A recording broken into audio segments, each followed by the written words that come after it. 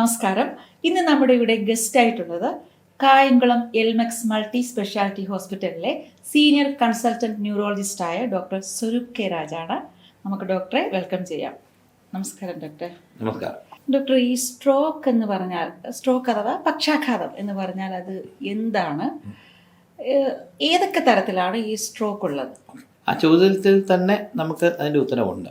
Stroke എന്ന് പറഞ്ഞാൽ ശക്തമായിട്ട് അടിക്കുക, അല്ലെങ്കിൽ പക്ഷാഘാതം എന്ന് പറഞ്ഞാൽ ഒരു പക്ഷം, ഇടതുപക്ഷം വലതുപക്ഷം, അല്ലെങ്കിൽ നമ്മുടെ ശരീരത്തിൻ്റെ ഇടത്തെയോ വലത്തെയോ പക്ഷത്തിന് ഉണ്ടാകുന്ന ആഘാതം. അതിൻ്റെ ഒരു പ്രത്യേകത എന്ന് പറഞ്ഞാൽ അതിൻ്റെ ഒരു വേഗതയാണ്. അതായത് പെട്ടെന്ന് ഉണ്ടാകുന്ന ഒരു ഒരു ഒരു ഒരു എന്താ പറയുക, ഒരാളുടെ മാനസിക നിലയിലോ ശരീരത്തിൻ്റെ ബലത്തിലോ ഉണ്ടാകുന്ന ഒരു വ്യതിയാനം. അതായത് പെട്ടെന്ന് നടന്നിരുന്ന ഒരാൾക്ക് പെട്ടെന്ന് 5-10 മിനിറ്റിനുള്ളിൽ തന്നെ അയാളുടെ ഒരു വശം തളരുക, അല്ലെങ്കിൽ സംസാരിച്ചിരുന്നയാൾ പെട്ടെന്ന് തന്നെ സംസാരിക്കാതിരിക്കുക, അല്ലെങ്കിൽ പെട്ടെന്ന് ബാലൻസ് ഉണ്ടായിരുന്നയാളുടെ ബാലൻസ് പെട്ടെന്ന് നഷ്ടപ്പെടുക, നന്നായി സംസാരിച്ചയാളുടെ ശബ്ദം കുഴയുക. ഇതെല്ലാം ആ ഫാസ്റ്റ്നെസ് ഓഫ് ഓൺസെറ്റിന് വേണം പ്രാധാന്യം കൊടുക്കാൻ ഈ സ്ട്രോക്ക് എന്ന് പറയുമ്പോൾ. ഇപ്പോൾ തലച്ചോറിലൊരു ട്യൂമർ വളർന്നു വന്നാലും പലപ്പോഴും നമ്മൾ സ്ട്രോക്കിൻ്റെ ലക്ഷണങ്ങളായ ശബ്ദം കുഴച്ചിൽ, മുഖം കോടൽ, കൈകാൽ ബലക്കുറവൊക്കെ വരാം. അത് പക്ഷേ ആഴ്ചകളോ മാസങ്ങളോ കൊണ്ടായിരിക്കും. സ്ട്രോക്ക് അല്ലെങ്കിൽ സെറിബ്രോ വാസ്കുലർ ആക്സിഡൻറ്റ് എന്ന് പറയുമ്പോൾ ഒരു ആക്സിഡൻറ്റിൻ്റെ വേഗതയിൽ, അല്ലെങ്കിൽ ഒരു അടി കിട്ടുന്ന വേഗതയിൽ 5-10 മിനിറ്റോ മുതൽ ഒരു പരമാവധി 24 മണിക്കൂറിനുള്ളിൽ ഒരു രോഗിക്ക് ഉണ്ടാകുന്ന ഈ ലക്ഷണങ്ങളാണ് സ്ട്രോക്ക് എന്ന് പറയുന്നത്. അപ്പം സ്ട്രോക്കിൻ്റെ കാരണം തലച്ചോറിന് രക്തയോട്ടം കിട്ടാത്തത് തന്നെയാണ്. ഒരു ചെടിക്ക് വെള്ളം കിട്ടുന്ന പോലെ തലച്ചോറിനെ നനയ്ക്കുന്ന രക്തക്കുഴലുകളുണ്ട്. നമ്മുടെ തലച്ചോറിന് 2 ഭാഗമുണ്ട്, ലെഫ്റ്റ് ബ്രെയിനുണ്ട്, റൈറ്റ് ബ്രെയിനുണ്ട്. അപ്പോൾ നമ്മുടെ ഈ 2 ബ്രെയിനിലോട്ടും, ലെഫ്റ്റ് സൈഡിലോട്ടും റൈറ്റിലോട്ടും ഹൃദയത്തിൽ നിന്ന് തുടർച്ചയായി വലിയൊരളവിൽ രക്തം പോകുന്നതുകൊണ്ടാണ് നമുക്ക് ചിന്തിക്കാനും, നമുക്ക് സംസാരിക്കാനും, ഭാഷ മനസ്സിലാക്കാനും, കാഴ്ച കാണാനും, ചുറ്റുവട്ടത്തുള്ള സാഹചര്യങ്ങൾ മനസ്സിലാക്കാനും, ഒരു തീരുമാനം എടുക്കാനും ഒക്കെ കഴിയുന്നത്. അപ്പോൾ ഒരു ചെടിക്ക് വെള്ളം കിട്ടിയില്ലെങ്കിൽ എന്ത് പറ്റും? ചെടി കരിഞ്ഞു പോകും എന്ന് പറഞ്ഞ പോലെ തലച്ചോറിലോട്ടുള്ള വെള്ളം, അല്ലെങ്കിൽ തലച്ചോറിലോട്ടുള്ള രക്തയോട്ടം നിലയ്ക്കുമ്പോൾ ഉണ്ടാകുന്ന കണ്ടീഷനെയാണ് നമ്മൾ സ്ട്രോക്ക് എന്ന് പറയുന്നത്. അത് പെട്ടെന്നുണ്ടാകാം. അപ്പോൾ നമുക്ക് ഒന്ന് ആലോചിച്ച് നോക്കിയാൽ വെള്ളം നിന്ന് പോകാൻ 2 വഴിയുണ്ട് അല്ലേ? ഒന്നെങ്കിലും ഒരു പൈപ്പിൻ്റെ അകത്ത് എന്തെങ്കിലും ഒന്ന് ബ്ലോക്ക് ആകും, ഒരു കല്ലോ എന്തെങ്കിലും ചെളിയോ കയറി പൈപ്പ് ബ്ലോക്കായാൽ വെള്ളം കിട്ടില്ല. അതാണ് ഏറ്റവും കൂടുതൽ സാധാരണഗതിയിൽ വരുന്ന സ്ട്രോക്ക്. നമ്മൾ പറയുന്നത് ഷുഗറോ പ്രഷറോ ഒക്കെ കുറേ കാലം ഉണ്ടായി ആ രക്തക്കുഴലിൻ്റെ അകത്ത് കൊളസ്ട്രോൾ പാളികൾ അടിഞ്ഞ് രക്തക്കുഴൽ പയ്യെ പൈപ്പിൻ്റെ അകത്ത് ചെളി അടിഞ്ഞ് പൈപ്പ് ബ്ലോക്കായി ചെടിക്ക് രക്തം കിട്ടുന്നില്ല, അല്ലെങ്കിൽ തലച്ചോറിന് രക്തം കിട്ടുന്നില്ല, ആ ഭാഗം കരിഞ്ഞു പോകുന്നു. ഇതിന് നമ്മൾ ഇസ്കീമിക് സ്ട്രോക്ക് എന്ന് പറയും, അല്ലെങ്കിൽ രക്തം കിട്ടാതെ രക്തം ബ്ലോക്കായി ക്ലോട്ട് എന്നൊക്കെ നമ്മൾ പറയുന്ന സ്ട്രോക്ക്. 80% സ്ട്രോക്ക് ഇങ്ങനെയാണ്. നമുക്ക് രക്തക്കുഴലിന് പൊട്ടലൊന്നുമില്ല, രക്തക്കുഴലിന് അകത്ത് ബ്ലോക്ക് വരും. എന്നാലൊരു 20% സ്ട്രോക്ക് ഹെമറാജിക് സ്ട്രോക്ക് എന്ന് പറയും. അപ്പോൾ നമുക്ക് വെള്ളം ആ ചെടി വരെ എത്തിക്കണം, പക്ഷേ ഇടയ്ക്ക് വെച്ച് പൈപ്പ് പൊട്ടിപ്പോയി, അപ്പോൾ വെള്ളം പുറത്തോട്ട് ചീറ്റും. അപ്പോഴും നമുക്ക് രക്തം അല്ലെങ്കിൽ വെള്ളം കിട്ടാതെ നശിക്കാമല്ലോ, ആ ചെടി നശിക്കാം എന്ന് പറഞ്ഞാൽ തലച്ചോറിനകത്ത് രക്തം പൊട്ടുന്ന ഹെമറാജിക് സ്ട്രോക്കുണ്ട്, രക്തക്കുഴൽ. അപ്പോൾ രക്തക്കുഴലാണ് പ്രധാനം. രക്തക്കുഴൽ ബ്ലോക്കായാൽ ഇസ്കീമിക് സ്ട്രോക്ക് എന്ന് പറയുന്ന ക്ലോട്ട്. അപ്പോഴും എവിടെ ക്ലോട്ട് ഉണ്ടാകുന്നോ അതിൻ്റെ ലക്ഷണം ഉണ്ടാകും. പിന്നെ രക്തക്കുഴൽ പൊട്ടി ഒഴുകിയാൽ അപ്പോഴും തലച്ചോറിന് രക്തം കിട്ടാതെ ഹെമറാജിക് സ്ട്രോക്ക് എന്ന് പറഞ്ഞ മറ്റൊരു സ്ട്രോക്ക്. 80% സ്ട്രോക്ക് ഇസ്കീമിക് സ്ട്രോക്ക് എന്ന് പറയുന്ന രക്തക്കുഴൽ ബ്ലോക്കാകുന്ന സ്ട്രോക്കും, 20% സ്ട്രോക്ക് രക്തക്കുഴൽ പൊട്ടിയുണ്ടാകുന്ന ഹെമറാജിക് സ്ട്രോക്കും ആയിരിക്കും. ഇതിൻ്റെ 2 ലക്ഷണങ്ങൾ 2 രീതിയിൽ. അപ്പോൾ ഈ 80% ഉണ്ടാകുന്ന സ്ട്രോക്കും ഡോക്ടർ നേരത്തെ പറഞ്ഞ പോലെ ഈ കൊളസ്ട്രോൾ അടിഞ്ഞു കൂടുമ്പോൾ കൊളസ്ട്രോൾ പാളികളോ അല്ലെങ്കിൽ ഡയബറ്റീസ് കാരണമുള്ള ഈ രക്തക്കുഴലിനുണ്ടാകുന്ന ശോഷണം, അതായത് രക്തക്കുഴലിൽ കട്ടി കൂടി വന്ന് രക്തക്കുഴൽ അടഞ്ഞു പോകും. അതാണ് ഇസ്കീമിക് സ്ട്രോക്ക് എന്ന് പറയുന്നത്. നമ്മൾ ക്ലോട്ട് എന്ന് പറയുന്നത്, നമ്മൾ പൊതുവെ തലയിൽ രക്തം ക്ലോട്ടായെന്ന് പറയും, തലയിൽ രക്തം ബ്ലീഡായെന്ന് പറയും. ക്ലോട്ടിങ് എന്ന് പറയുന്നതാണ് 80%. അതിൻ്റെ പ്രധാന കാരണം ഈ പറഞ്ഞ പോലെ ഷുഗർ, പ്രഷർ, കൊളസ്ട്രോൾ എന്നൊക്കെ പറഞ്ഞുകൊണ്ട് തനിയെ പതിയെ ബ്ലോക്കായി ഒരു ദിവസം കംപ്ലീറ്റ് ബ്ലോക്ക് ആകുന്നു. ഈ പാരമ്പര്യമായി സ്ട്രോക്ക് വരാൻ സാധ്യതയുണ്ടോ? തീർച്ചയായിട്ടും സാധ്യതയുണ്ട്. നമുക്ക് സ്ട്രോക്കിൻ്റെ പല റിസ്ക് ഫാക്ടേഴ്സ് ഉണ്ട്. അതിൽ നമുക്ക് ഒരിക്കലും എന്താ പറയുക, മോഡിഫൈ ചെയ്യാൻ പറ്റാത്ത ഏറ്റവും അപകടം പിടിച്ചൊരു റിസ്ക് ഫാക്ടറാണ് ഫാമിലിയൽ റിസ്ക് ഫാക്ടർ. നമ്മുടെ കുടുംബത്തിൽ ഹൃദയാഘാതങ്ങളോ അല്ലെങ്കിൽ സ്ട്രോക്കോ ഹെമറാജോ കൂടുതലുണ്ടെങ്കിൽ തീർച്ചയായിട്ടും നമുക്ക് ആ പ്രായം അടുക്കുമ്പോൾ നമ്മുടെ ഫസ്റ്റ് ഡിഗ്രി റിലേറ്റീവ്സ് എന്ന് പറയും, അച്ഛൻ, അമ്മ, സഹോദരങ്ങൾ, ഇവർക്കാർക്കെങ്കിലുമൊക്കെ സ്ട്രോക്കോ ഹാർട്ടിൻ്റെ അസുഖം ഉണ്ടെങ്കിൽ അതേ പ്രായമാകുമ്പോൾ നമുക്കത് വരാനുള്ള ഹൈ റിസ്ക് ഉണ്ട്. അപ്പം കാരണം പ്രത്യേക ഒരു ജനിതകമായിരിക്കും നമ്മുടെ മുൻ തലമുറയിൽ നിന്ന് ഇൻഹെറിറ്റ് ചെയ്തിട്ടുണ്ടാവുക, നമുക്കും അതിനുള്ള സാധ്യതയുണ്ട്. ഇപ്പം ചില കേസുകളുണ്ട്, തലച്ചോറിലുണ്ടെന്ന് അന്യൂറസ് എന്ന് പറയും, പക്ഷേ രക്തക്കുഴലിലുള്ള വീക്കം. ഈ അന്യൂറസം ഹൈലി ജനറ്റിക്കായിട്ട് വരാൻ സാധ്യതയുണ്ട്. അപ്പം നമ്മുടെ ഫസ്റ്റ് ഡിഗ്രി റിലേറ്റീവ്സ് ആയിട്ടുള്ളവർക്ക് അന്യൂറസം എന്ന് പറഞ്ഞാൽ രക്തക്കുഴലിൽ ഒരു ബലൂൺ പോലെ ഒരു വീർപ്പ് വന്നിട്ട് പൊട്ടുക. അപ്പോൾ അത് നമ്മുടെ ഒരു ഫസ്റ്റ് ഡിഗ്രി റിലേറ്റീവ്, നമ്മുടെ സഹോദരനോ അച്ഛനോ അമ്മയ്ക്കോ ഉണ്ടെങ്കിൽ തീർച്ചയായിട്ടും എല്ലാ ഫസ്റ്റ് ഡിഗ്രി റിലേറ്റീവ്സിനും ഒരു തലയുടെ ആൻജിയോഗ്രാം എടുത്ത് നോക്കണം. കാരണം അതിലൊരു നല്ലൊരു ശതമാനം ആൾക്കാർക്കും ഏത് പ്രായത്തിൽ അങ്ങനെ എടുത്ത് നോക്കണം? ഇപ്പോൾ നമ്മുടെ പേരൻസിന് ആർക്കെങ്കിലും ഉണ്ടെങ്കിൽ നമ്മൾ അപ്പം തന്നെ എടുത്ത് നോക്കണം, ഇമ്മീഡിയറ്റ്ലി. ചില രാജ്യങ്ങളിൽ ഇത് സ്ഥിരമായിട്ട് ചെയ്യാറുണ്ട്. ജപ്പാൻ പോലെ രാജ്യങ്ങളിൽ ഒരു 80 വയസ്സ് കഴിഞ്ഞ എല്ലാ ആൾക്കാർക്കും അന്യൂറിസം സ്കാൻ ആൻജിയോഗ്രാം എടുക്കും. കാരണം ഒന്ന്, ആ സമൂഹത്തിനത് പൊതുവെ വളരെ ഹൈ ആണ്. ഈവൻ നമ്മുടെ ഇന്ത്യയിൽ തന്നെ ഇപ്പോൾ ഒരു 100 പേർക്ക് എടുത്താൽ, വെറുതെ എടുത്താൽ 2 പേർക്ക് ഈ അന്യൂറിസം കണ്ടെത്താം. പക്ഷെ ആ അന്യൂറിസം ചിലപ്പം ജീവിതകാലം മുഴുവൻ പൊട്ടണമെന്നില്ല. എന്ന് പറഞ്ഞാൽ ചെറിയൊരു ബലൂൺ പോലെ വീർപ്പുണ്ടെങ്കിലും അത് പൊട്ടാൻ സാധ്യതയുണ്ടോ എന്ന് അറിയുന്ന മറ്റു ചില ഘടകങ്ങളുണ്ട്. ഇതിൻ്റെ വലിപ്പവും 2 സെൻറ്റിമീറ്റർ കൂടുതലാണോ, ഇതിൻ്റെ ലൊക്കേഷൻ, പിന്നെ അതിൻ്റെ ഷേപ്പും ഒക്കെ വെച്ച്. പക്ഷേ നമ്മുടെ ഫസ്റ്റ് ഡിഗ്രി റിലേറ്റീവ്സിന് ആർക്കെങ്കിലും ഇതുപോലെ സ്ട്രോക്ക്, ബ്ലീഡിങ് ഒക്കെ ഉണ്ടെങ്കിൽ തീർച്ചയായിട്ടും നമുക്ക് അത് വരാനുള്ള സാധ്യത ഏതാണ്ട് അതേ പ്രായത്തിൽ വളരെ ഹൈ ആണ്. അപ്പോൾ ഒരു MRI ബ്രെയിൻ വിത്ത് ആൻജിയോഗ്രാം നമ്മൾ എടുത്ത് നോക്കിയാൽ വളരെ നല്ലതാണ്. മുൻകൂട്ടി നമുക്ക് അതിനുള്ള പ്രിവെൻറ്റീവ് മെഷേഴ്സ് എടുക്കാൻ പറ്റും. ഡോക്ടർ, അതുപോലെ ഈ സ്ട്രോക്ക് വരുന്നതിന് മുൻപുള്ള ലക്ഷണങ്ങൾ എന്താണ്? ഈ ഫാസ്റ്റ് ടെസ്റ്റ് എന്ന് പറയുമല്ലോ, അതെന്താണ്? ഫാസ്റ്റ് എന്ന് പറയുമ്പോൾ നമുക്ക് പൊതുജനങ്ങളിലേക്ക് എളുപ്പം എത്തിക്കാൻ പറ്റുന്ന ഒരു അക്രോണിം, അല്ലെങ്കിൽ ഷോർട്ട് ഫോമാണ്. പലപ്പോഴും ആളുകൾ ഹൃദയത്തിൻ്റെ കാര്യത്തിൽ എല്ലാവർക്കും ഇപ്പോൾ അറിയാം, ചെസ്റ്റ് പെയിൻ വന്നാൽ ഇമ്മീഡിയറ്റ്ലി ആശുപത്രി കൊണ്ടുപോകണമെന്നും ട്രോപ്പോണിൻ ടെസ്റ്റ് ചെയ്യണമെന്നും, ഇനി അതല്ല പെട്ടെന്ന് ഒരു സമയത്തുള്ള ആൻജിയോഗ്രാം എടുക്കണമെന്നും സ്റ്റെൻറ്റ് എടുക്കണമെന്നും അറിയാം, അല്ലേ? പൊതുജനങ്ങൾക്കെല്ലാം very well aware of the golden hour. അതിന് കാരണമെന്ന് പറഞ്ഞാൽ എനിക്ക് വ്യക്തിപരമായി തോന്നുന്നത്, ഹൃദയാഘാതം മൂലം ഒരാൾ മരിക്കുന്നത് പെട്ടെന്നാണ്. നമുക്ക് പെട്ടെന്ന് നമ്മുടെ കൂടെ നിന്നയാൾ ചിലപ്പോൾ അയാളായിരിക്കും വണ്ടി ഓടിച്ച് ആശുപത്രിയിൽ എത്തിയത്, പക്ഷേ അയാൾ ആൻജിയോഗ്രാമിൻ്റെ ഇടയ്ക്ക് മരിക്കും, അല്ല കാഷ്വാലിറ്റി കിടന്ന് മരിക്കും. അപ്പോൾ ഹൃദയത്തിൻ്റെ പ്രശ്നത്തിൽ മരണം പെട്ടെന്ന് സംഭവിക്കുന്നുണ്ട്. ആൾക്കാർക്ക് അത് വലിയൊരു ഷോക്കാണ്. അതുകൊണ്ട് സമൂഹം പെട്ടെന്ന് പഠിച്ചെടുക്കുന്നു ഹൃദയാഘാതത്തിൻ്റെ ലക്ഷണങ്ങൾ എന്തൊക്കെയാണ്, അത് എത്രയും പെട്ടെന്ന് എങ്ങനെ ചികിത്സിക്കണം, അതിൻ്റെ ഗോൾഡൻ അവർ എന്താണ്. കാരണം ഇന്നുള്ളയാൾ മണിക്കൂറുകൾക്കകം ഇല്ലാതാകുകയാണ്. ആ ഒരു ഷോക്ക് ഉള്ളതുകൊണ്ട് അവർ പഠിക്കുന്നു. പക്ഷേ സ്ട്രോക്കിൻ്റെ കാര്യത്തിൽ സ്ട്രോക്ക് വരുന്ന ആൾ പെട്ടെന്ന് മരിക്കുന്നില്ല, സ്ട്രോക്ക് കൊണ്ട് മരണം സംഭവിക്കില്ല. അയാളിങ്ങനെ തളർന്ന് അവിടെ കിടക്കും, മാസങ്ങളോ വർഷങ്ങളോ ചിലപ്പോൾ അങ്ങനെ കിടക്കും. പിന്നെ ചിലപ്പോൾ വടികുത്തി കിടക്കും, അല്ലെങ്കിൽ വീൽ ചെയറിൽ വരും, ചിലവരും മൂക്കിൽ ട്യൂബിട്ട് കിടക്കും. ആ ഒരു ഷോക്ക് അത്ര ഇല്ലാത്തതുകൊണ്ടാണ് പൊതുവെ പൊതുജനങ്ങൾക്ക് സ്ട്രോക്കിൻ്റെ ഒരു ഗോൾഡൻ അവറോ സ്ട്രോക്കിൻ്റെ സ്റ്റാൻഡേർഡ് ട്രീറ്റ്മെൻറ്റോ ഹൃദയത്തിൻ്റെ ഹാർട്ടിൻ്റെ അത്ര അറിവില്ലാത്ത. കാരണം ആളെ പെട്ടെന്ന് നഷ്ടപ്പെടുന്നില്ല, ഷോക്കിൻ്റെ ഇൻറ്റൻസിറ്റി കുറവ്. അപ്പം ഫാസ്റ്റ് എന്ന് പറഞ്ഞാൽ നമുക്കൊരു സ്ട്രോക്ക് വന്നാൽ, അല്ലെങ്കിൽ നമ്മുടെ വേണ്ടപ്പെട്ട ഒരാൾക്ക് സ്ട്രോക്കിന് ലക്ഷണം ഉണ്ട് എന്ന് തിരിച്ചറിയാനുള്ള ഷോർട്ട് ഫോമാണ്. അതിൽ 100% സ്ട്രോക്കുള്ള ലക്ഷണങ്ങളുമില്ല. പക്ഷേ ഇത്രയെങ്കിലും അറിഞ്ഞാൽ നമുക്കൊരു സ്ട്രോക്ക് വരുന്നു എന്ന് അറിയാനുള്ള സാധ്യത വളരെ കൂടുതലാണ്. F stand for face, facial deviation, മുഖം കോടുന്നു. പിന്നെ A stands for arm weakness, അതായത് കൈയുടെ ബലക്കുറവ്. ഇപ്പം ഞാനിപ്പോൾ ഒരു കുപ്പി എടുത്ത് കയ്യിൽ നിന്ന് കുപ്പി വീണ് പോകുന്നു, അപ്പം ആം വീക്ക്നെസ്, അത് തന്നെ അപ്ലൈസ് ടു ദ ലെഗ്, കാലും എന്തി പോകുന്നു. S ഫോർ സ്പീച്ച് സ്ലറിങ്, ഇപ്പം ഞാൻ നല്ല വ്യക്തമായി സംസാരിക്കുന്നു, പക്ഷേ കുറച്ച് കഴിയുമ്പോൾ ഞാൻ സംസാരിക്കുമ്പോൾ കുഴച്ചിൽ വരുന്നു, that is speech. FAS facial deviation, arm weakness, speech slurring, ശബ്ദം കുഴച്ചിൽ, മുഖം കൂടൽ, കൈക്കോ കാലിൻ്റെ ബലക്കുറവ്. ഇത് പെട്ടെന്നുണ്ടാകുകയാണെങ്കിൽ T എന്ന് പറഞ്ഞാൽ ടൈമാണ്. ഒരു പ്രത്യേക ടൈമിനുള്ളിൽ നമ്മൾ ഹോസ്പിറ്റലിൽ ഈ രോഗി എത്തിച്ചാൽ അയാൾക്ക് ഏറ്റവും ബെസ്റ്റ് ട്രീറ്റ്മെൻറ്റ് കൊടുക്കാൻ പറ്റും എന്നുള്ളതാണ് T. T stands for time. നമുക്ക് ഇതിൻ്റെ ഗോൾഡൻ അവർ എന്ന് പറയുന്നത് 4.5 മണിക്കൂറാണ്. പക്ഷേ ഈ 4.5 മണിക്കൂറിൻ്റെ അകത്ത് എത്തിച്ചിട്ട് കാര്യമില്ല. കാരണം രോഗി ആശുപത്രിയിൽ എത്തിച്ചാൽ പലപ്പോഴും CT സ്കാൻ ഉൾപ്പെടെയുള്ള ടെസ്റ്റ് ചെയ്തതിന് ശേഷമേ ഇതിൻ്റെ ഏറ്റവും മികച്ച മരുന്ന് കൊടുക്കാൻ പറ്റാറുള്ളൂ. അപ്പം T എന്ന് പറയുമ്പോൾ 4.5 hours ആണ്. എങ്കിലും അറ്റ്ലീസ്റ്റ് അറ്റ് ദ ഏർലിയസ്റ്റ് എത്തിക്കുക, ഒരു 3 മണിക്കൂറിനുള്ളിലെങ്കിലും രോഗി അവിടെ എത്തിച്ചെങ്കിൽ 1 മണിക്കൂർ മറ്റ് ECGയും അതുപോലെ തന്നെ സ്കാനും ഉൾപ്പെടെയുള്ള ടെസ്റ്റ് ചെയ്തതിന് ശേഷം 4.5 മണിക്കൂർ എന്ന് പറയുന്ന ആ ടീക്കുള്ളിൽ കൊടുക്കാൻ പറ്റും. അതാണ് fast, FAST, facial deviation, arm weakness, speech slurring and time is the golden time of 4.5 hours.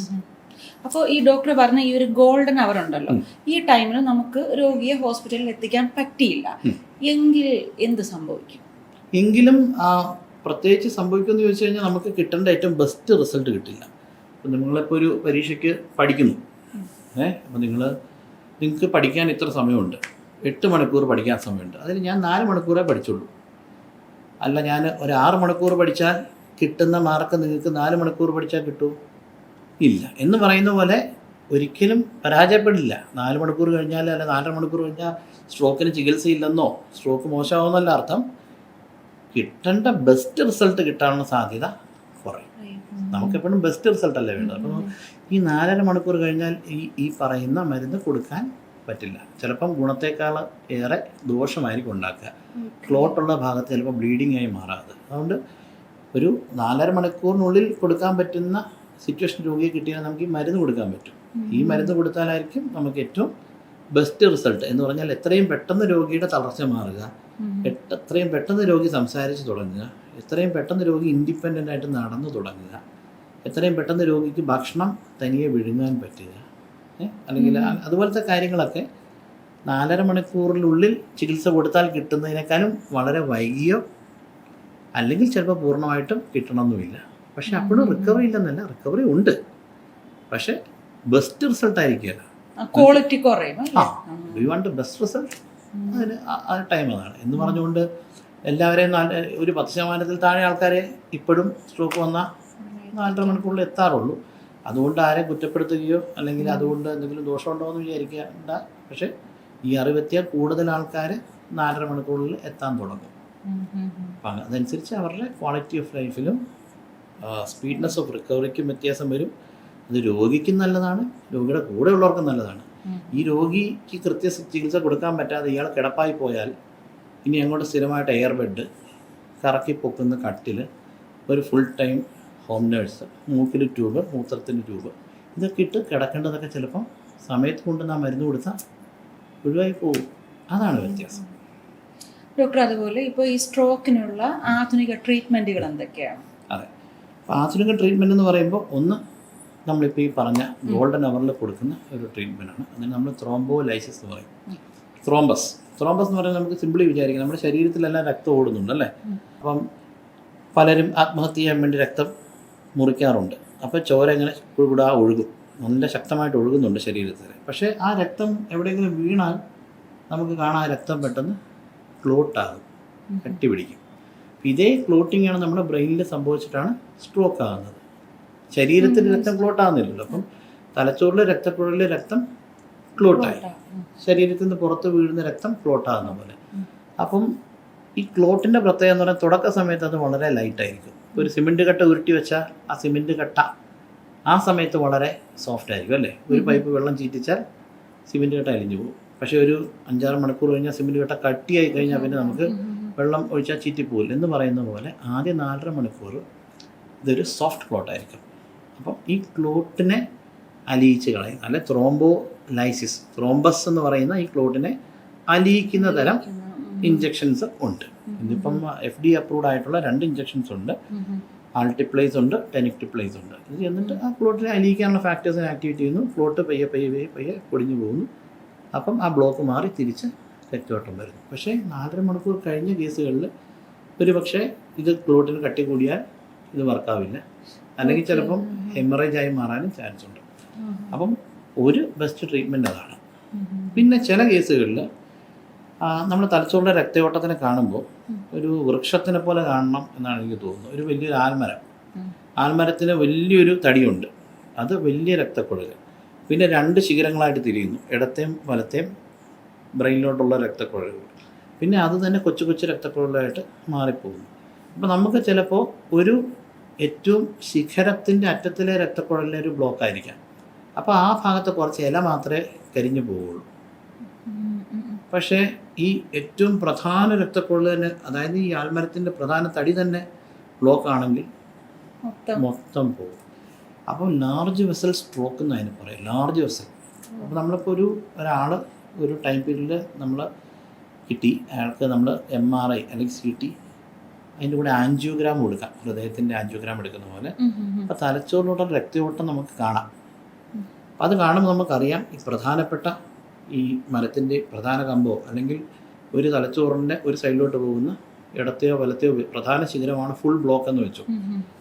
അതിന് നമ്മൾ ഈ ഫ്ലോട്ട് ബേസ്റ്റർ എന്നൊക്കെ പറയുന്ന അല്ലെങ്കിൽ ത്രോംബോലൈസിങ് മരുന്നുകൊണ്ട് ചിലപ്പം അത് കംപ്ലീറ്റ് അഴിയണമെന്നില്ല. അപ്പോൾ തന്നെ നമുക്കറിയാം, ഇത് മുൻകൂട്ടി തന്നെ നമുക്കറിയാം ഇത് വലിയ ക്ലോട്ടാണ്. നമുക്ക് അതിൽ നിന്ന് സോഫ്റ്റനാക്കാൻ പറ്റും ഈ ത്രോംബോലൈസിസ് എന്ന് മരുന്നുകൊണ്ട്, സോഫ്റ്റ് ആവും. എന്നാലും ഇത് മാറാൻ സാധ്യത കുറവാണ്. കാരണം നമ്മൾ ആൻജിയോഗ്രാമിൽ കാണാം വലിയ ക്ലോട്ട്, വലിയ രക്തക്കുഴൽ. അത്തരം കേസുകൾക്ക് മെക്കാനിക്കൽ ത്രോംബെക്ടമി, മെക്കാനിക്കൽ എന്ന് പറഞ്ഞാൽ നമ്മളൊരു റോബോട്ടിക് ഡിവൈസിന് യൂസ് ചെയ്യുന്നു, മെക്കാനിക്കൽ ഡിവൈസിന് ഉപയോഗിച്ച് ഈ ആൻജിയോഗ്രാമൊക്കെ ചെയ്യുന്ന പോലെ തുടയിലോ കൊടുക്കുകയുള്ള ഒരു അല്ലെങ്കിൽ കയ്യിലൂടെയുള്ള രക്തക്കുഴലിൽ കൂടി ഒരു ഗൈഡ് വയർ ഇട്ട് ഈ രക്തക്കുഴലിൽ പോയിട്ട് ഈ ക്ലോട്ടിൻ്റെ മുകളിൽ പോകുന്നു. ക്ലോട്ടിൻ്റെ മുകളിൽ ഒരു കുട പോലെ വിരിക്കുന്നു. പിന്നെ തിരിച്ച് വലിച്ചിങ്ങനെ ആ ക്ലോട്ടിനെ വലിച്ചിങ്ങെടുക്കുന്നു. ആ കുടയുടെ അടിയിൽ കൂടി ഇങ്ങനെ വലിച്ചെടുക്കുന്നു. അപ്പോൾ വീണ്ടും ആ രക്തക്കുഴൽ തുറക്കപ്പെടും. അപ്പം നമ്മൾ ആദ്യം പറഞ്ഞ ത്രോംബോലൈസിസിൻ്റെ ഒരു വിൻഡോ പീരീഡ് 4.5 മണിക്കൂറാണെങ്കിൽ ഈ ത്രോംബക്ടമിക്ക് പലപ്പോഴും 8 മണിക്കൂറെന്ന് പറയും. അപ്പോൾ ഇതിൻ്റെ ഡിസിഷൻ എന്ന് പറഞ്ഞാൽ ലാർജ് വെസൽ സ്ട്രോക്കാണ് കേട്ടോ. വലിയ രക്തക്കുഴൽ അത് അറിയണമെങ്കിൽ ആദ്യം നമ്മൾ ആൻജിയോഗ്രാം എടുക്കണം വരുന്ന പേഷ്യൻ്റ്. അപ്പോൾ നമുക്കറിയാം വലിയ രക്തക്കുഴൽ ബ്ലോക്കാണ്. ഈ ചെറിയ ക്ലോട്ട് ബേസ്റ്റ് കൊണ്ടുവന്നൊന്നും വർക്ക് ചെയ്യില്ലെന്ന് നമുക്ക് അപ്പോഴേ അറിയാം. അപ്പോൾ പിന്നെ ഒന്ന് സോഫ്റ്റൻ ചെയ്യാൻ വേണ്ടിയിട്ട് ക്ലോട്ട് ബേസ്റ്റ് കൊടുത്തിട്ട് ഇമ്മീഡിയറ്റ്ലി മെക്കാനിക്കൽ ത്രോംബക്ടമിക്ക് പേഷ്യൻറ്റിനെ വിധേയനാക്കുന്നതാണ് നല്ലത്. അപ്പോൾ പൂർണ്ണമായിട്ട് ക്ലോട്ട് വലിച്ചെടുക്കാം. 8 മണിക്കൂർ വരെയാണ് വിൻഡോ എന്ന് പറഞ്ഞാലും ചില പ്രത്യേക കേസുകളിൽ ചില സ്കാനുകളുടെ പ്രത്യേക സീക്വൻസുകൾ ചെയ്ത് നോക്കിയാൽ നമുക്കത് 24 മണിക്കൂർ വരെ എക്സ്റ്റെൻഡ് ചെയ്യാം. ലാർജ് വെസൽ വലിയ രക്തക്കുഴൽ ബ്ലോക്കുകൾക്ക് മെക്കാനിക്കൽ ത്രോംബക്ടമിയും കുറച്ചും കൂടി ചെറിയ രക്തക്കുഴലുകളുടെ ബ്ലോക്കുകൾക്ക് ത്രോംബോലൈസിസുമാണ് നല്ലത്. അപ്പോൾ ഈ ലാർജ് വെസൽ സ്ട്രോക്ക് പറഞ്ഞല്ലോ, ഇത് ഉണ്ടാവാൻ പ്രത്യേകിച്ച് കാരണം എന്തെങ്കിലും ഉണ്ട്? തീർച്ചയായിട്ടും ഉണ്ട്. അത് ഒന്ന് നമ്മുടെ കൺവെൻഷണൽ ആൻഡ് റിസ്ക് ഫാക്ടേഴ്സ് എല്ലാം ലാർജ് വെസൽ സ്ട്രോക്ക് ഉണ്ടാക്കാം. Age, male sex, hyper tension, diabetes, obesity, smoking, chronic high level alcohol intake, ഇതെല്ലാം ഉണ്ട്. അതിനൊപ്പം തന്നെ പ്രത്യേകമായിട്ട് ഹൃദയത്തിന് രോഗമുള്ളവർക്ക്, ഹൃദയത്തിൻ്റെ ബീറ്റിൽ വേരിയേഷൻ ഉള്ള ആളുകളുണ്ട്. ഏട്രിയൽ ഫിബ്രിലേഷൻ എന്ന് പറയും. സാധാരണഗതിയിൽ ഏട്രിയൽ ഫിബ്രിലേഷൻ. ഫിബ്രിലേഷൻ എന്ന് പറഞ്ഞാൽ എന്തെങ്കിലും വിറയ്ക്കാന്നാണ് ഫിബ്രിലേഷൻ എന്ന് പറഞ്ഞാൽ. സാധാരണ ഹാർട്ട് അടിക്കുന്ന dub dub Labh dub Labh dub ഇങ്ങനെ അടിക്കുക. ഫിബ്രിലേറ്റ് ചെയ്യുന്ന ഹാർട്ട് ഇങ്ങനെ അടിച്ചുകൊണ്ടിരിക്കുക. അപ്പം വൈബ്രേറ്റിംഗ്. അപ്പം ഇങ്ങനെ എപ്പോഴും കംപ്രസ് ചെയ്യുമ്പോൾ അതിൻ്റെ അകത്ത് എന്താ, ബ്ലഡ് കംപ്രസ് ചെയ്യപ്പെടുമ്പോൾ ബ്ലഡ് ക്ലോട്ട് ആവില്ല. വൈബ്രേറ്റ് ചെയ്യുമ്പോൾ വെച്ചാൽ ബ്ലഡ് അവിടെ കുറേ നേരം അനങ്ങാതിരിക്കുക. ബേസിക്കലി ആ ചേംബർ കംപ്രസ് ആവുന്നില്ല, ബ്ലഡിന് ഞെക്കുന്നില്ല. ചേംബർ വൈബ്രേറ്റ് ചെയ്യുന്നു, അകത്ത് ബ്ലഡിന് ക്ലോട്ട് ചെയ്യാനുള്ള അനങ്ങാതിരിക്കുന്ന ബ്ലഡ് ക്ലോട്ട് ചെയ്യുന്ന നമ്മൾ നേരത്തെ പറഞ്ഞല്ലോ, പുറത്ത് വീഴുന്നു. അതെ. പക്ഷേ പിന്നെ ചിലപ്പോൾ ഹാർട്ട് ഞെങ്ങുമ്പോൾ സംഭവിക്കുന്നത് ഓൾറെഡി ഈ ഫിബ്രിലേറ്റ് ചെയ്ത ഹാർട്ടിൻ്റെ ഉള്ളിലുണ്ടായ ക്ലോട്ട് അടുത്ത കംപ്രഷനിൽ വലിയൊരു ക്ലോട്ടായിരിക്കും. അപ്പോൾ ഹൃദയം വഴി തലച്ചോറിലെ രക്തക്കുഴൽ വഴി പോകുമ്പോൾ ഈ വലിയ ക്ലോട്ട് വലിയ രക്തക്കുഴലിനെ തന്നെ അങ്ങ് ബ്ലോക്ക് ചെയ്തേക്കാം. അപ്പോൾ ഹാർട്ട് ഡിസീസ്, എസ്പെഷ്യലി ഏട്രിയൽ ഫിബ്രിലേഷനൊക്കെ ലാർജ് വെസൽ ക്ലോട്ടിന് കാരണമാണ്. ഡോക്ടർ, അതുപോലെ ഒരിക്കൽ നമുക്ക് സ്ട്രോക്ക് വന്നു കഴിഞ്ഞാൽ ഇപ്പോൾ നമ്മൾ കറക്റ്റ് ട്രീറ്റ്മെൻ്റ് ഒക്കെ എടുത്തു. അപ്പോൾ ഇത് നമ്മൾ ഈ ലൈഫ് ലോങ് അതായത് ലൈഫ് ലോങ് മെഡിസിൻ കഴിക്കണോ? ഇത് ക്യൂറബിൾ ആണോ? അതോ നമുക്ക് ലൈഫ് സ്റ്റൈൽ ചേഞ്ചസ് വരുത്തി മാത്രം നമുക്ക് മാനേജ് ചെയ്ത് കൊണ്ടുപോകാൻ പറ്റുന്നതാണോ സ്ട്രോക്ക്? 100% കേസുകളിലും ലൈഫ് ലോങ് മെഡിസിൻ വേണ്ടി വരും. കാരണം നമുക്ക് ക്യൂറബിളായിട്ടുള്ള അസുഖങ്ങളെന്ന് പറയുമ്പോൾ സത്യസന്ധമായി നമ്മൾ പറഞ്ഞാൽ വളരെ കുറച്ച് അസുഖങ്ങളേ ഉള്ളൂ. ഇൻഫെക്ഷൻസ് ക്യൂറബിളാണ്, അല്ലേ? പനി, ചുമ, പിന്നെ എന്തെങ്കിലും ആക്സിഡൻറ്റോ ഒക്കെ വന്നു കഴിഞ്ഞാൽ ഉള്ള ഡാമേജ് സമയം കൊണ്ട് മാറും. ബാക്കിയെല്ലാം ക്രോണിക് ഡിസീസുകളാണ്. ഹൈപ്പർ ടെൻഷൻ, ഡയബറ്റീസ്, അല്ലെങ്കിൽ ഈ പറയുന്ന കൊളസ്ട്രോളിൻ്റെ പ്രശ്നങ്ങൾ, ഇതെല്ലാം ക്രോണിക് ഡിസീസസാണ്. അപ്പം ഒരാൾക്ക് സ്ട്രോക്ക് വരാൻ ചിലപ്പോൾ ഹാർട്ട് ഡിസീസ് ആയിരിക്കാം കാരണം, ഹൈപ്പർ ടെൻഷൻ ആയിരിക്കാം, ഡയബറ്റീസ് ആയിരിക്കാം. അപ്പം ഈ കാരണങ്ങൾ കൊണ്ട് ഇദ്ദേഹത്തിൻ്റെ തലച്ചോറിൽ ഒരു രക്തക്കുഴൽ അടഞ്ഞു. അപ്പോഴാണല്ലോ ഒരാൾക്ക് സ്ട്രോക്ക് വരുന്നത്. 60-ാം വയസ്സിൽ ആ സ്ട്രോക്ക് വന്നെന്ന് വെച്ചോളൂ. അപ്പം തലച്ചോറിൽ പ്രധാനപ്പെട്ട 4 രക്തക്കുഴലും പിന്നെ അതിൻ്റെ ബ്രാഞ്ചിങ് ചെയ്തിട്ട് ഏതാണ്ട് 10-20ഓളം പ്രധാന രക്തക്കുഴലുകളുണ്ട് ഇനിയും അടയാൻ. നമ്മൾ മനസ്സിലാക്കേണ്ടത് ഒരു രക്തക്കുഴൽ അടഞ്ഞു എന്ന് പറയുമ്പോൾ അത് ആദ്യം 50% അടഞ്ഞു, പിന്നെ 60 അടഞ്ഞു, 70, 80, 90, 95, 99, 100% അടഞ്ഞപ്പോഴാണ് ഇയാൾക്ക് സ്ട്രോക്ക് വന്നത്. ഇതേ പ്രായമുള്ള മറ്റ് 10-20 രക്തക്കുഴലുകൾ തലച്ചോറിലുണ്ട്. ഇത് 99 കഴിഞ്ഞ് 100 അടഞ്ഞു എന്ന് വെക്കുക. ബാക്കിയൊക്കെ എത്ര ശതമാനം അടഞ്ഞിട്ടുണ്ടാവും? ഒരേ പ്രായമുള്ള മനുഷ്യൻ, ഒരേ പ്രായമുള്ള രക്തക്കുഴലുകൾ, ഒരേ കോംപ്ലിക്കേഷൻസ് മൂലമുള്ള അടവുകളാണ്. അപ്പം ഈ അടഞ്ഞ രക്തക്കുഴൽ തുറക്കാനുള്ള ചികിത്സ ഒരു വശത്ത് നമ്മൾ ചെയ്യുന്നു. മറുവശത്ത് ഇനി നമ്മൾ ഇതിന് ശേഷം മരുന്നൊന്നും കൊടുത്തില്ലെങ്കിൽ ബാക്കിയുള്ള ഓരോന്നോരോന്നായിട്ട് വീണ്ടും വീണ്ടും അടഞ്ഞു വരും. ഇപ്പോൾ ഇടതുവശത്ത് സ്ട്രോക്ക് വന്നെങ്കിൽ വലതുവശത്ത് വരും, വലതുവശത്തെ മുൻഭാഗത്താണെങ്കിൽ പിന്നെ പുറകുവശത്ത് വരും. കാരണം എന്താ? Same age, same complication, same risk ഫാക്ടേഴ്സാണ്. ഇത് 99 കഴിഞ്ഞ് 100 അടഞ്ഞപ്പോൾ അപ്പുറത്തോളം 95%, വേറെ 85% ഒക്കെ അടഞ്ഞിരിപ്പുണ്ടാവും. അപ്പോൾ ഇതിനെ തുറന്നു വെക്കാൻ വേണ്ടിയിട്ടുള്ള രക്തം കട്ട പിടിക്കാതിരിക്കാനുള്ള, രക്തം അലിയിക്കാനുള്ള, കൊളസ്ട്രോൾ അടിയാതിരിക്കാനുള്ള മരുന്നുകൾ തീർച്ചയായും ലൈഫ് ലോങ് കഴിക്കേണ്ടി വരും. പിന്നെ മറ്റ് റിസ്ക് ഫാക്ടേഴ്സ് കൺട്രോൾ ചെയ്യാനുള്ള ഹൈപ്പർ ടെൻഷൻ, ഡയബറ്റീസ്, കൊളസ്ട്രോൾ അതൊന്നും വേറെ കഴിക്കേണ്ടി വരും. അപ്പം ലൈഫ് സ്റ്റൈൽ കൊണ്ട് മാത്രം നമുക്ക് സാധാരണഗതിയിൽ നമ്മൾ കണ്ടുവരുന്ന സ്ട്രോക്കുകളൊന്നും മാറ്റാൻ പറ്റില്ല എന്ന് തന്നെ വിചാരിക്കുന്നതാണ്. പലർക്കും പറ്റുന്നൊരു അബദ്ധം എന്ന് പറഞ്ഞാൽ ഒരു 1-2 വർഷമൊക്കെ മരുന്ന് കഴിച്ച് കഴിയുമ്പോൾ സ്ട്രോക്ക് സിംറ്റം ചിലർക്ക് ചെറിയ സ്ട്രോക്കിന് കംപ്ലീറ്റ് മാറും. ചെറിയൊരു ശബ്ദം കുഴച്ചിലോ മുഖം കോട്ടലോ കൈകാര്യം പറയും. അപ്പോൾ അവർ വിചാരിക്കും ഞാനെന്തിനാ വെറുതെ പിന്നെ ഈ മരുന്ന് കഴിക്കുന്നത്, മരുന്ന് കഴിച്ച് എൻ്റെ ആരോഗ്യം കളയുന്നത്. അവരപ്പോഴും തിരിച്ചറിയുന്നില്ല ഈ പറഞ്ഞ കാര്യം മറ്റു രക്തക്കുഴൽ അടയാറായിട്ടിരിക്കുകയാണ്. പിന്നെ ആരെയും കാണാനും പോവില്ല, ഡോക്ടർ കണ്ടില്ലെങ്കിലും കുഴപ്പമില്ല, മരുന്ന് കഴിച്ചാലെങ്കിലും മതി, അവർ മരുന്ന് നിർത്തും. അപ്പോൾ എന്ത് സംഭവിക്കും? ഒരു 5-6 മാസം കഴിയുമ്പോൾ ഇത് അടഞ്ഞ പോലെ തന്നെ അപ്പുറത്തെ സാധനവും വൈകിയാൻ കടയും, വീണ്ടും സ്ട്രോക്കായിട്ട് വരും. അപ്പം അത് ലൈഫ് ലോങ് നമ്മളിങ്ങനത്തെ ഓരോ കണ്ടുപിടുത്തങ്ങൾ നടത്തിക്കൊണ്ടാണല്ലോ മനുഷ്യൻ്റെ ആയുസ്. ഇപ്പം ഇന്ത്യക്ക് സ്വാതന്ത്ര്യം കിട്ടുമ്പം average life span was only 44 years. ഇപ്പം 74 അടുപ്പിച്ചാണ്. കേരളത്തിൽ 79 എന്നൊക്കെ പറയപ്പെടുന്നു. ഒന്ന് ഇൻഫൻറ്റ് മോർട്ടാലിറ്റി കുറഞ്ഞതിൻ്റെ ഒരു വ്യത്യാസമുണ്ട്. രണ്ടാമത് ആൻറ്റിബയോട്ടിക്സ് വന്ന് ഇൻഫെക്ഷൻസ് കൊണ്ടുള്ള മരണത്തിന് കുറവുണ്ട്. മൂന്നാമത് ഈ പറഞ്ഞ chronic diseases, hyper tension, diabetes, heart disease, ഇതെല്ലാം നമുക്ക് മരുന്നുകൊണ്ട് നിയന്ത്രിക്കാൻ പറ്റുന്നതുകൊണ്ടാണ് ഈ മരുന്നിനെ കുറ്റം പറയുന്ന മനുഷ്യരെ മുഴുവൻ വന്നിട്ട് മരുന്നിനെ ശപിച്ചുകൊണ്ട് ഈ ആൾക്കാർ തന്നെ ഈ മരുന്ന് എല്ലാത്തോണ്ടും മേടിച്ചുകൊണ്ട് പോകുന്നു. ഇതെല്ലാം തിന്നിട്ട് എൻ്റെ കിഡ്നി പോകുമല്ലോ, എൻ്റെ ലിവർ പോകുമല്ലോ എന്ന് പറഞ്ഞിട്ടും എന്നാൽ അവർക്ക് വരാതിരിക്കണ്ട, അവർക്ക് തന്നെ അറിയാം.